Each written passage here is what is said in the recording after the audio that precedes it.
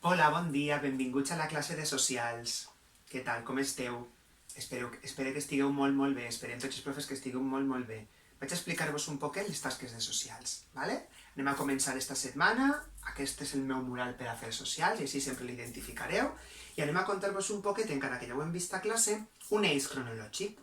Sabem que un eix cronològic és una barra que indica totes les històries, tots els fets, històries que han passat al llarg del temps, i que, tot i que en classe ja vam veure que l'origen de la vida, el Big Bang i tot això, aquesta explosió que va originar tots els planetes i la Terra, i els satèl·lits, els asteroids i tot el que tenim al nostre univers, això ho deixem de banda per ara, perquè no és contingut d'enguany i ho anirem veient poquet a poquet. Anem a començar a ubicar-nos en la prehistòria, ¿vale?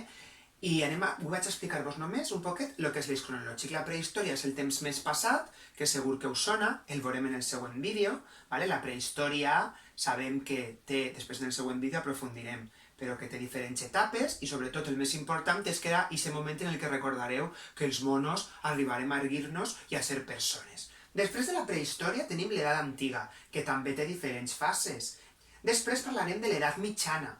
En l'edat mitjana és aquesta etapa en la que coneguem que hi ha molta societat de classes, cavallers, els nobles, hi havia molta gent que no... Els esclaus són més de l'antic Egipte, serien més de l'edat antiga, però sí que tenim així uns servents que el que fan és fer que les classes més nobles en l'edat mitjana es mantinguen on estan, ¿vale? I també l'aprofundirem. I després ja passaríem a una edat moderna i a una edat contemporània, que és en la que estem ara, ¿vale? Sabem que cada etapa té diferents situacions, diferents característiques que la fan pròpia, no? que la empoderen a aquesta etapa.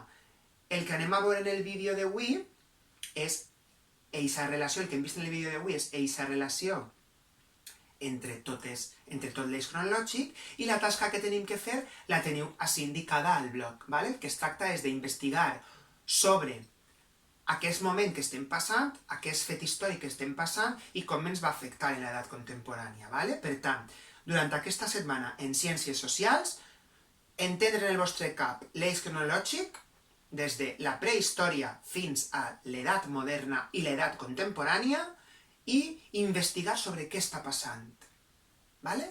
Baix teniu una fitxeta model.